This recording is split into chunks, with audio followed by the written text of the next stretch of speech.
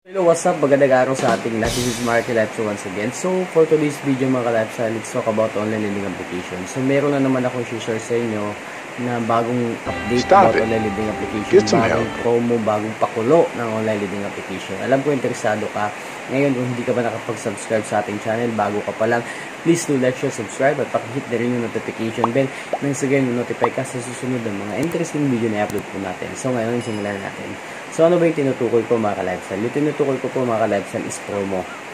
Kung natatandaan nyo, ang promo po nila talaga actually, yung mga binibigay nila itong promo para to dun sa mga hindi na nakapagbayad ng kanilang mga utang sa kanilang online lending application. This time mga ka-lifestyle, actually, ewan ko kung bago pa to or dati pa. Pero para sa akin, medyo ngayon ko lang ito nalaman.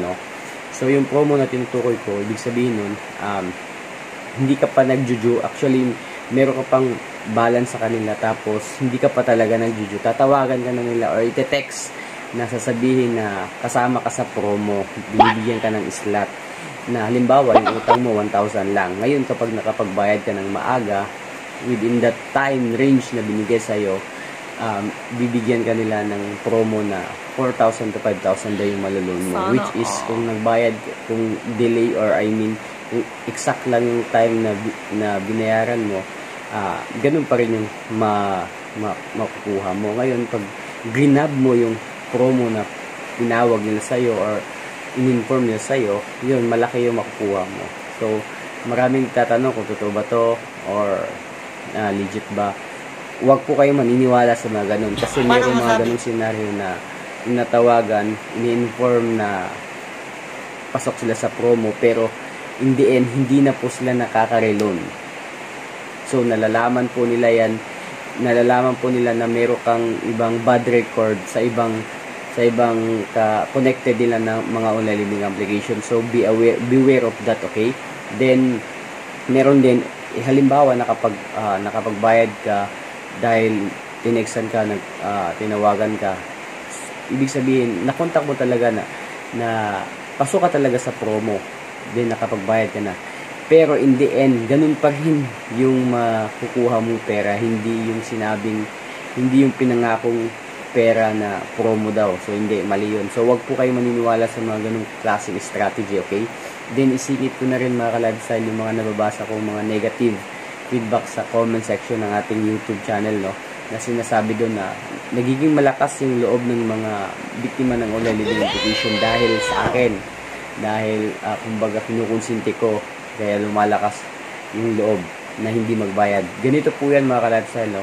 Wala po akong ganung ibig sabihin, So may point lang talaga dito or may message lang talaga dito or yung goal lang po talaga natin sa channel na to is para ma-relieve or at least mabawasan yung mga sama or bigat ng loob ng mga biktima ng online lending application, no? So, hindi ko talaga tinotolerate, hindi ko talaga sinasabi na huwag nilang bayaran yung mga utang nila.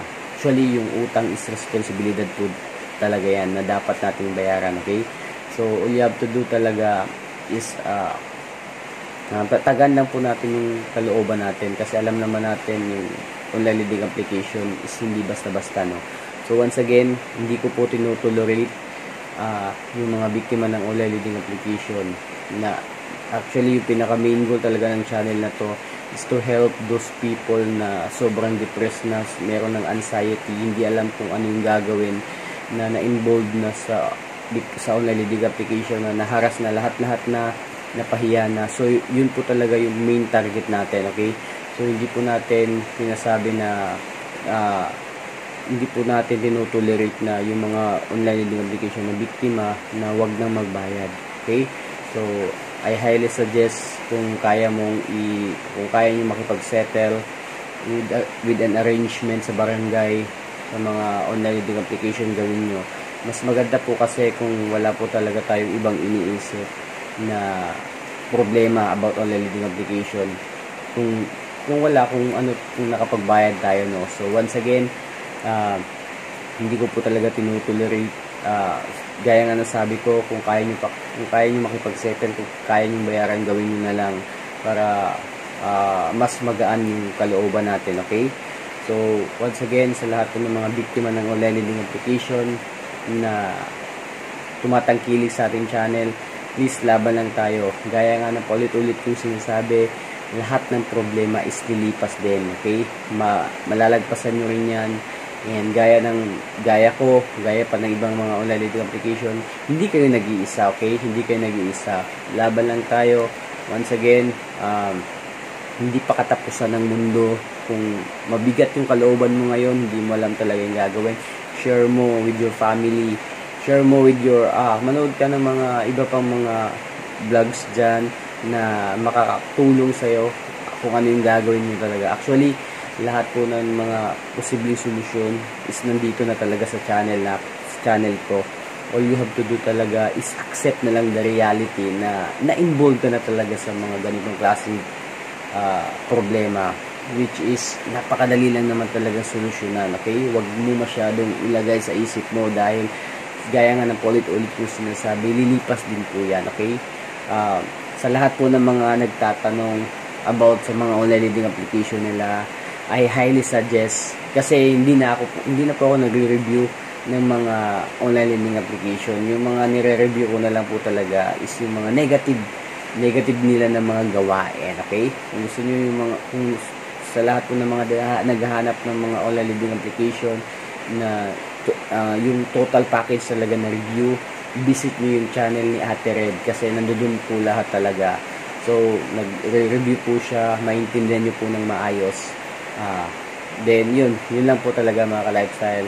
I hope na meron na naman kayong nalaman, nakuha na information na pwede nyo ma-apply sa inyong problema about online lending application. So, pasensya na kung minsan na lang po tayo makapag-upload ng videos about latest updates. Then, hindi ko masyadong nasasagot yung mga questions nyo sa comment section. Pero binabasa ko po talaga yan as long as kaya ko pong sasagutin po natin yan, okay? So, busy lang po tayo one of these days. So, yun lang mga ka-lifestyle. Peace.